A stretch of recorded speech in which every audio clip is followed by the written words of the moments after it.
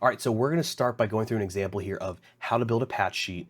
So one of the best ways we can do this is by starting with a list of all the instruments and DIs that we're gonna have, which I've got right here.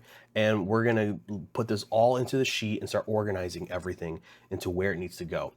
So in this example, we're gonna start with two kick mics, a kick in and kick out, so a 91 and a D6, two snare mics, two 57s, one on each one, two tom mics, which are just gonna be D4s, a stereo overhead set from AKG, the C214s, which are just the little brothers to the 414s. We've got a hi-hat mic, which is just the Audix i9. Bass DI, we've got two acoustic DIs. We've got one electric that's stereo that's going to be using a DI solution, so like a amp modeler. And we've got another electric that's in stereo, and they're using real amps, so we're going to have a 57 on each. We've got keys, pads, and tracks all in stereo. Those are all DIs. We've got an SPDX, which is going to be the drum pad, and they're running in stereo as well, and they're on DI. We've got a string or aux channel, which is going to be a DI as well. So this is an open channel if they have one who shows up. We've got four vocalists. Two of them are on the Neumann KMS 105. We've got two of them on the Sennheiser 835.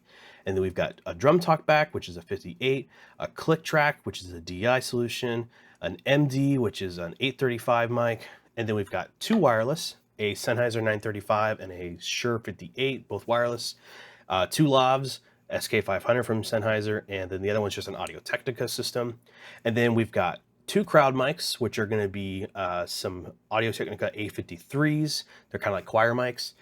And then we've got a Mac or ProPresenter system, which is going to provide us with a DI for that. So let's actually look at the sheet now. So as you can see, I've already filled this out, and we're going to look at this from left to right and understand how I've actually broken this up. So the way I like to think of it is this: I have my channels, and I have 1 through 48. And so I want on, if I were to look from left to right, 1, I want it to be my drum. So usually 1's going to be kick in, and then 2's kick out. 3 is snare top, 4 snare bottom.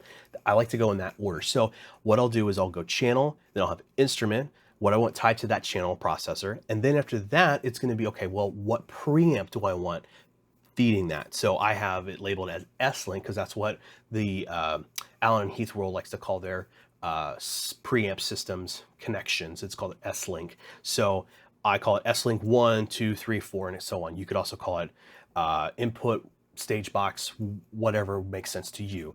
But this is the preamp on the stage boxes or at front of house that we're choosing. So for example, I've got S-Link 1 or stage box input 1 as my kick in, 2 is my kick out, 3 is my snare top.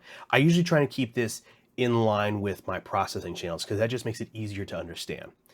But then after that, we start talking about, okay, what's actually plugging into the preamp XLR input on the stage box? Well, to keep things clean and organized, we talked about it earlier, using subsnakes to kind of have sections where you can have everything plugged into one box and then a big cable going to your stage rack, so that way you can keep everything clean and organized and easily able to find things. So I've got set up in this example a 10-channel subsnake for the drum kit with the bass guitar also in there as well. So 1 through 9 is all of my drum kit, and then 10 is the bass guitar, and that's on my first subsnake, which I labeled A. So for example, if I needed to find my overhead left channel, I can easily just click on this and go, okay, overhead left, which is going to be plugged into S-Link 7 on my preamp stage box, is going to be Snake A7, and I know it's a C214 microphone. So easily I could find everything I needed. So if there was ever a problem with that overhead mic, I can easily track down where it is. Now after that, you'll see I've got these two channels, these acoustics labeled as HR. I refer to HR as home run, meaning it is a direct XLR cable from the stage to whatever point it is, usually a DI box in this case, near the guitar station, to the preamp box or the stage box offside the stage. For us, we have a smaller stage where we can do home runs with 50 to 100 foot XLRs. We don't have any problems with that, and it works great for us. It's simple, and it's just more of just the fact that we don't have enough subsnakes to make it work where we can patch everything to that. So it's an easy way to just identify it as a home run, send it straight to where it needs to go, and get that taken care of. All right, so then I've got electrics keys and pads and tracks all on my second sub-snake, which is B1 through 10. So those will correspond with those channels. I've got another pair of home runs, which are the SPX coming out of the drum kit.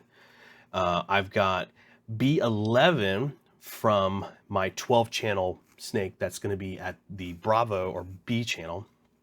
Channel 11 is going to be home to the Stringer aux. So in this we're probably using a 12 channel sub snake. So we've got one extra channel open to us if we needed to patch it somewhere. And then we've got our vocals. Now I like to usually try and put all my vocal mics on their own sub snake if possible. So in this case, I've got 4 channels on C1 through 4.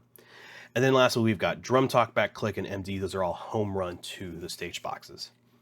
And then underneath, I've got these ones are called Handheld 1, Handheld 2, Lav 1 and 2, and then Crowd. So at my church here, we actually have all of our wireless receivers at front of house in a rack. And then we also have our Crowd microphones, which are mounted in the ceiling, home running straight to front of house as well. So those are all plugged into what I call local preamps, local meaning they're at front of house. So you could even call it front of house 1 through 6 in this case. I just prefer local because it just makes sense to me, but all those are just home runs straight to there.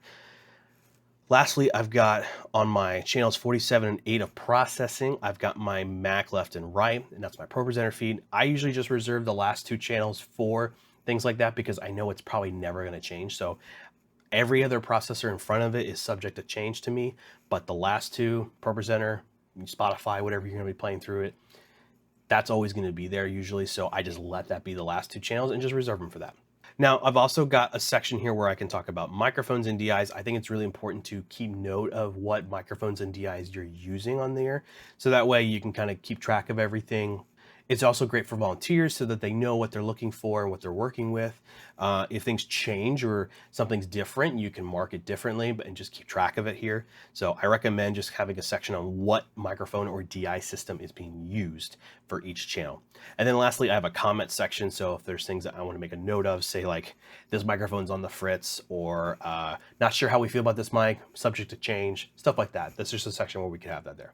Now this sheet is something that I print out usually and have a couple hard copies across the room. So I usually have a couple at front of house, a couple at the stage boxes and snakes, and then anywhere else that it makes sense, maybe backstage or something. So any place that makes sense to have hard copies where people may need to see them, reference them, pull them from wherever they're at and take them with them to go work on something, I try to have a hard copy available for them.